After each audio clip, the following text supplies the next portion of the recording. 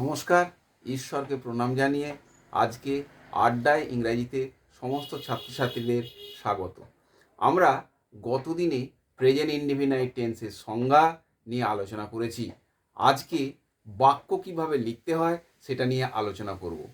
আজকে বাক্য লিখতে যাওয়ার আগে একটু পার্সন বা পুরুষ সম্বন্ধে জেনে নিতে হবে, সেই নিয়ে আমি আলোচনা শুরু করছি।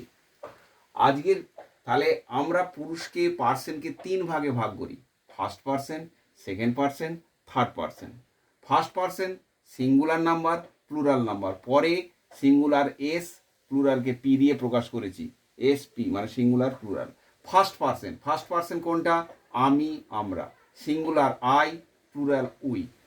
সেকেন্ড পার্সন সিঙ্গুলার কোনটা? ইউ সিঙ্গুলার, আবার ইউই প্লুরাল, অর্থাৎ তুমি, তোমরা।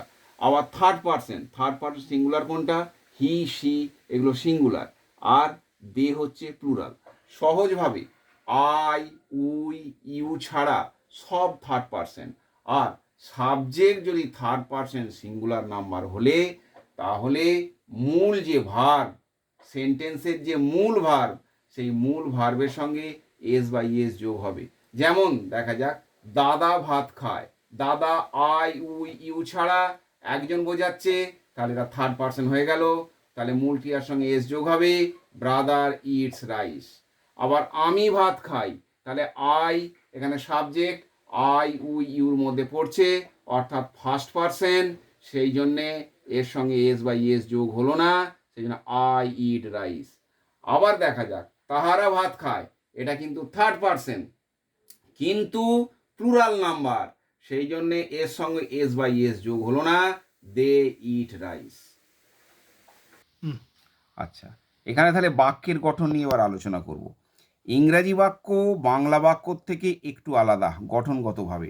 যেমন ইংরাজি বাক্য লিখতে গেলে আগে সাবজেক্ট বসবে, তারপরে ভার্ব বসবে, তারপরে অবজেক্ট বসবে, তারপরে কমপ্লিমেন্ট বসবে। যেমন আমি প্রতিদিন বিদ্যালয়ে যাই, তাহলে এখানে ভার্ব কোনটা? যাইটা ভার্ব, যাই। এবার ভার্বকে কে দিয়ে প্রশ্ন করব, কর্তা পাবো। কে যায়?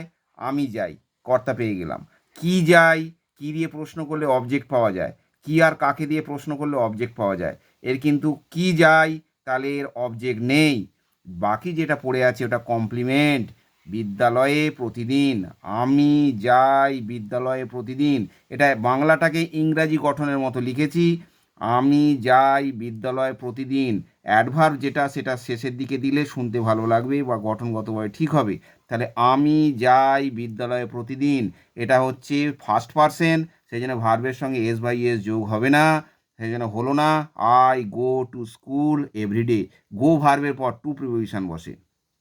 পরেরটা, ছেলেটি মাঠে ফুটবল খেলে, তাহলে খেলেটা ভার্ব, কে খেলে? ছেলেটি, কর্তা পেয়ে গেলাম, সাবজেক্ট হয়ে গেল ছেলেটি। কি খেলে? ফুটবল, তাহলে অবজেক্ট পেয়ে গেলাম কর্ম। কি আর কাকে দিয়ে অবজেক্ট পাওয়া যায় প্রশ্ন করে, তাহলে কি খেলে? ফুটবল, তাহলে ছেলেটি খেলে ফুটবল, এটা third person singular number, I we you ছাড়া একজন, থার্ড পার্সন সিঙ্গুলার নাম্বার, ওই জন্য মূল ভার্বের সঙ্গে এস যোগ হলো। The boy plays football. পরেরটা, ছেলেরা মাঠে ফুটবল খেলে, তাহলে খেলে, কে খেলে? ছেলেরা খেলে ফুটবল, এটা অবজেক্ট, মাঠে কমপ্লিমেন্ট, তাহলে the boys play football in the ground অথবা ফিল্ড। তাহলে এটা থার্ড পার্সন কিন্তু প্লুরাল নাম্বার, ওই জন্য মূল ক্রিয়ার সঙ্গে এস যোগ হলো না। The boys play football in the ground বা ফিল্ড।